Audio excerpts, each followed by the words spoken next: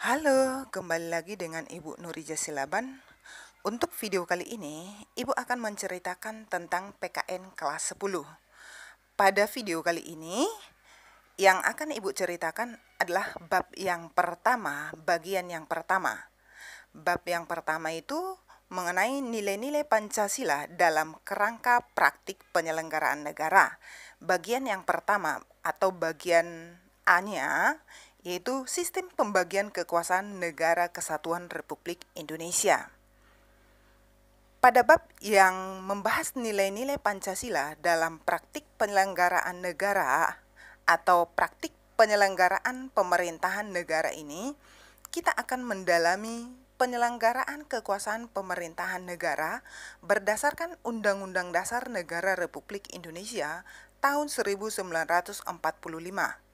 Pembahasan awal akan menjelaskan sifat hakikat negara, kedaulatan negara, serta sistem pemerintahan negara kesatuan Republik Indonesia. Baik, untuk yang pertama berarti di sini adalah mengenai sifat hakikat negara dan kedaulatan negara. Ya, menurut Profesor Mariam Budiarjo bahwa negara memiliki sifat khusus yang merupakan manifestasi dari kedaulatan yang dimiliki negara.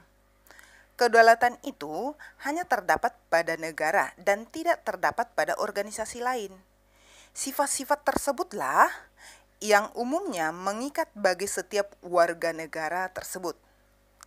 Ya, sifat apakah itu? Di sini ada 3 sifat yang dimiliki suatu negara. Yang pertama adalah sifat memaksa.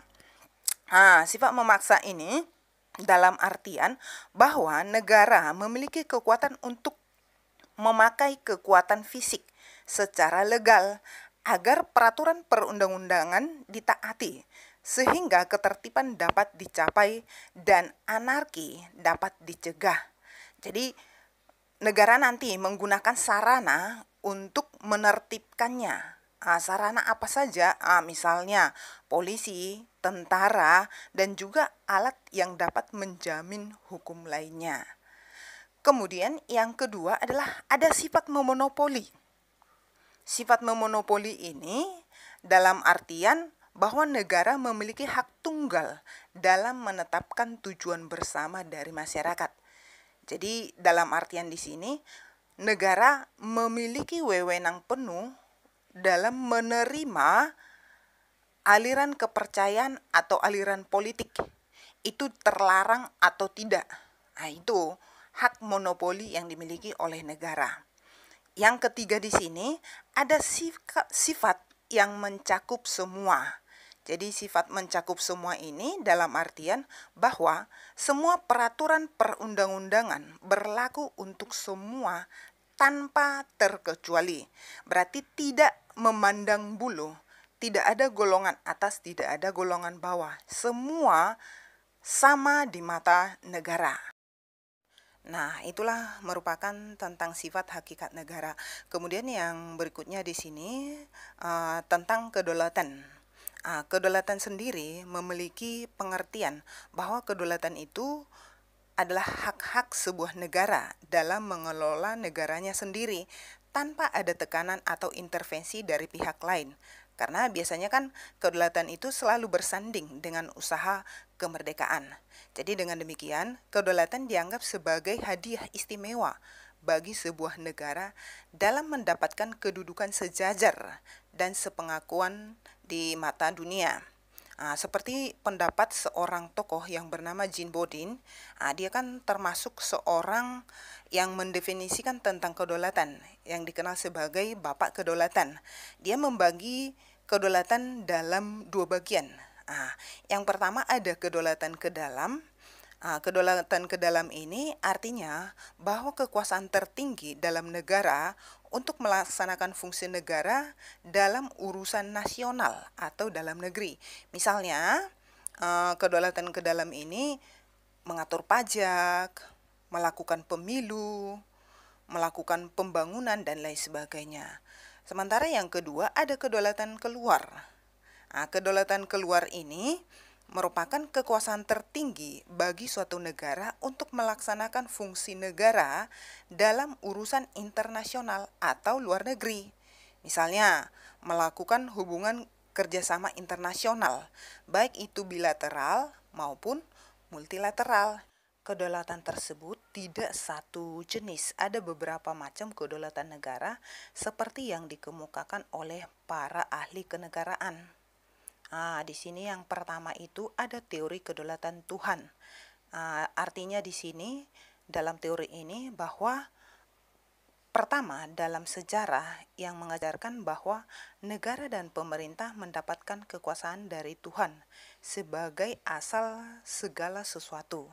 Jadi, menurut teori ini, kekuasaan yang berasal dari Tuhan itu diberikan kepada tokoh-tokoh negara terpilih yang secara kodrati ditetapkannya menjadi pemimpin negara dan berperan selaku wakil Tuhan di dunia. Yang keduanya ada teori kedaulatan raja. Ya, selama abad pertengahan dapat kita lihat bahwa teori kedaulatan Tuhan berkembang menjadi teori kedaulatan raja. Jadi raja dianggap bertanggung jawab kepada dirinya sendiri. Kekuasaan raja berada di atas konstitusi. Yang ketiga itu ada teori kedaulatan hukum. Berdasarkan pemikiran teori ini, dikatakan bahwa kekuasaan pemerintah berasal dari hukum yang berlaku. Jadi hukumlah, baik itu hukum tertulis ataupun hukum tidak tertulis. Ini yang membimbing kekuasaan pemerintahan. Kemudian yang kelima ada teori kedaulatan rakyat atau dikenal dengan teori demokrasi. Jadi teori ini mengatakan bahwa kedaulatan tertinggi ada di tangan rakyat, sehingga pemerintah harus menjalankan kehendak rakyat. Ciri-cirinya dapat kita lihat bahwa kedaulatan tertinggi berada di tangan rakyat seperti teori ajaran demokrasi dan konstitusi harus menjamin hak asasi manusia. Itulah merupakan tentang macam-macam teori kedaulatan. Berarti kita sudah paham ya, mulai dari pengertian tadi sampai ke pembagian dan juga macamnya. Sekarang bagaimana tentang kedaulatan Negara Kesatuan Republik Indonesia? Di sini kan ada syarat berdirinya suatu negara secara konstitusional. Yaitu dapat kita lihat harus ada wilayah, rakyat, pemerintahan yang berdaulat, dan pengakuan kedaulatan oleh negara lain. Pengakuan kedaulatan oleh negara lain. Ini kan meskipun sifatnya deklaratif, dia juga memiliki atau mempunyai arti yang sangat strategis. Hal ini dapat kita lihat berdasarkan beberapa faktor. Ya, misalnya di sini untuk yang pertama itu adalah adanya kekhawatiran akan ancaman kelangsungan hidup suatu negara, baik yang timbul dari dalam, misalnya melalui kudeta, ataupun karena intervensi dari negara lain. Kemudian yang kedua, kenyataan bahwa suatu negara tidak dapat berdiri sendiri tanpa bantuan kerjasama dengan negara lain. Ketergantungan ini terutama dalam hal memecahkan masalah ekonomi, politik, sosial budaya, pertahanan, dan keamanan. Jadi pengakuan kedaulatan negara lain sangat penting.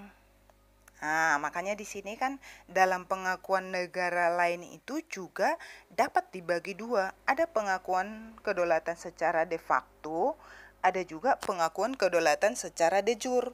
Pengakuan kedaulatan secara de facto atau yang sering dikenal dengan pengakuan secara kenyataan yang ada.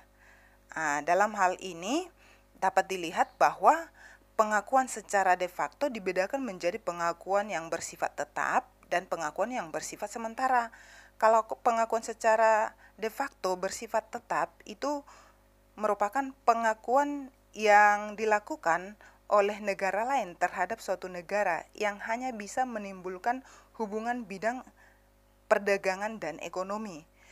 Sementara kalau pengakuan secara de facto bersifat sementara, hal ini berarti bahwa pengakuan dari negara lain tanpa melihat perkembangan negara tersebut.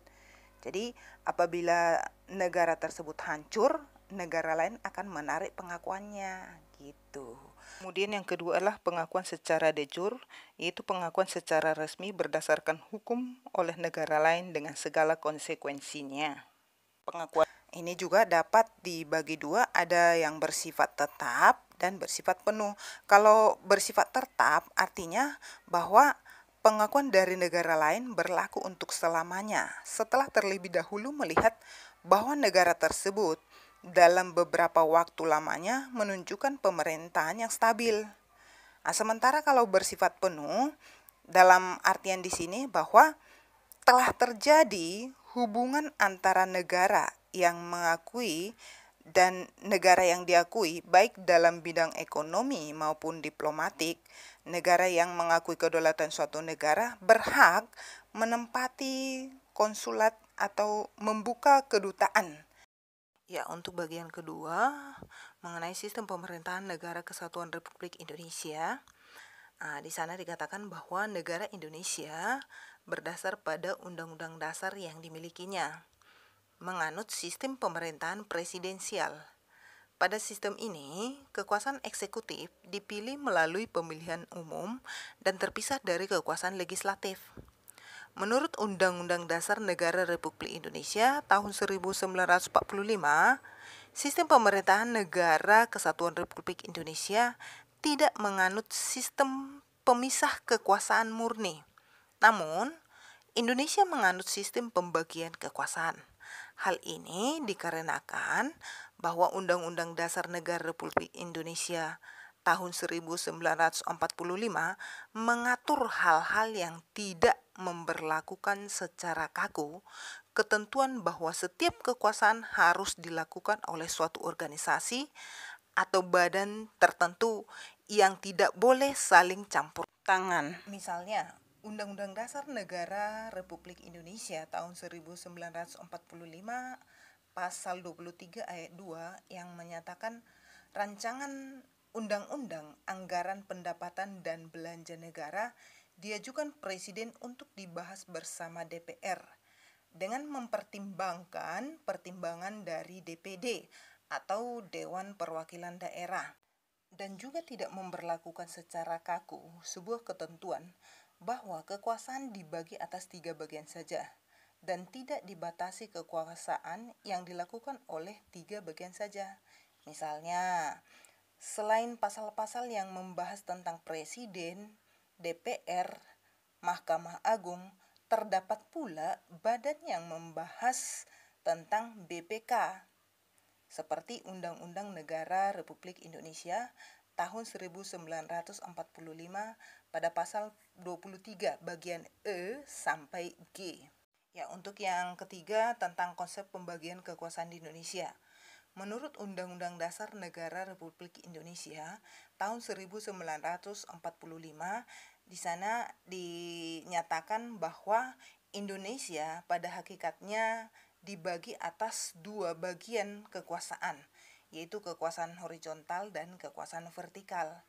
Kalau kekuasaan horizontal, dia merupakan pembagian kekuasaan yang lebih menitik beratkan pada fungsi masing-masing di bagian pemerintahan pusat, seperti kekuasaan eksekutif. Kekuasaan eksekutif ini kan kekuasaan untuk menjalankan undang-undang dan penyelenggaraan pemerintahan. Ini dipegang oleh presiden. Ada kekuasaan legislatif, yaitu kekuasaan untuk membentuk undang-undang, di mana kekuasaan ini dipegang oleh anggota DPR. Ada kekuasaan yudikatif atau kekuasaan kehakiman, di mana kekuasaan kehakiman ini merupakan kekuasaan untuk menyelenggarakan peradilan guna menegakkan hukum dan keadilan, dan ini dipegang oleh Mahkamah Agung. Kemudian ada kekuasaan eksaminatif atau inspektif, yaitu kekuasaan memeriksa pengelolaan dan tanggung jawab keuangan negara. Kekuasaan ini kan dijalankan oleh BPK. Ada kekuasaan moneter, yaitu kekuasaan yang menetapkan dan melaksanakan kebijakan moneter, mengatur dan menjaga kelancaran sistem pembayaran, serta memelihara kestabilan nilai rupiah. Dan kekuasaan ini kan dijalankan oleh Bank Indonesia selaku bank sentral. Untuk yang kedua ada kekuasaan secara vertikal. Pembagian kekuasaan secara vertikal merupakan pembagian kekuasaan berdasarkan tingkatan pemerintahan.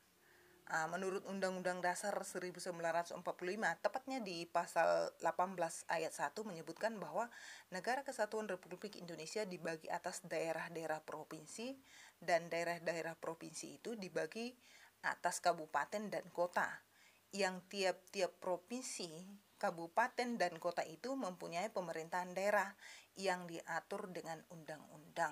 Jadi pembagian kekuasaan secara vertikal merupakan konsekuensi penerapan asas desentralisasi in Indonesia. Dengan asas tersebut, pemerintah pusat menyerahkan wewenang pemerintah kepada pemerintah daerah otonom untuk mengurus dan mengatur sendiri urusan pemerintahan di daerahnya, kecuali untuk pemerintahan yang menjadi wewenang pemerintah pusat. Demikianlah penjelasan saya mengenai sistem pembagian kekuasaan Negara Kesatuan Republik Indonesia. Mudah-mudahan bermanfaat, dan untuk selanjutnya saya akan menjelaskan tentang kedudukan dan fungsi Kementerian Negara Kesatuan Republik Indonesia dan lembaga pemerintahan non-kementerian. Terima kasih, sampai jumpa dan tetap semangat.